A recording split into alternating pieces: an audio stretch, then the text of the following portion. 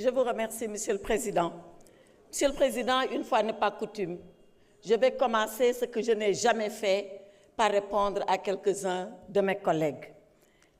Je le dis parce que dans cet hémicycle, nous avons toujours eu des débats civilisés, des débats de très haute facture. Mais à ceux-là qui ont pensé qu'en s'attaquant à des collègues députés comme eux, ils ont fait œuvre utile, ils se trompent.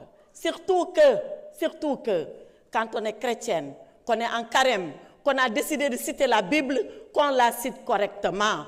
La Bible dit, et exactement elle dit, que ce sont les derniers qui seront les premiers, et pas que les premiers seront les derniers.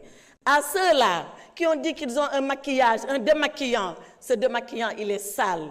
Je les ai connus à l'étranger plus posés et plus responsables que cela. Ce n'est pas le micro qui fait la personne, ce sont les idées et le comportement qui font la personne.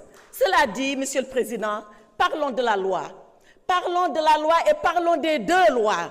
De la loi du 13 mars 2024, celle-là que nous avons voulu porter au nom du peuple ici, par des députés comme vous, qui l'ont voté pour ramener le calme et la cohésion nationale ici au Sénégal. Parlons de cette loi du 13 mars 2024 qui a dit si nous sommes des Sénégalais et si nous sommes des humains, comme Nelson Mandela avait dit alors à ces geôliers de l'Afrique du Sud, à ceux-là qui avaient prôné l'apartheid, pardonnons parce que nous voulons retrouver l'humanité en nous. Et parlons de cette fameuse loi, parlons de cette fameuse proposition de loi, cette loi qui fissure la société sénégalaise, cette loi de règlement de compte. Alors, Monsieur le Président, je dis une chose, mes honorables collègues, à ceux qui veulent voter la loi, votez-la. Mais je rappelle que ceux-là qui voulaient l'abroger étaient là, à ce pupitre. Et ils avaient promis l'abrogation aux Sénégalais. Et je leur ai répondu, abrogez-la. Et à ce moment-là, faites face aux conséquences. Ils ignoraient les conséquences, c'est leur problème. Nous, on savait et on connaissait les conséquences. Alors, interprétation qui n'en est pas une. Interprétation qui est une modification. D'accord.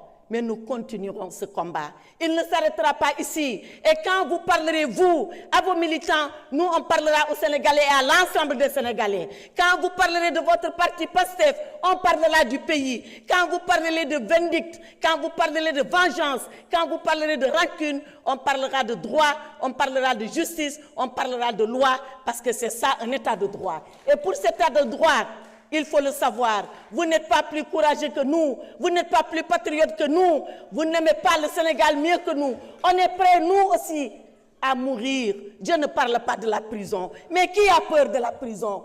La prison, il y a 3 personnes qui n'iront jamais en prison. C'est le chien, excusez-moi du terme, à qui on préfère jeter la pierre quand il vous mord. C'est le lâche qui a fui avant la prison.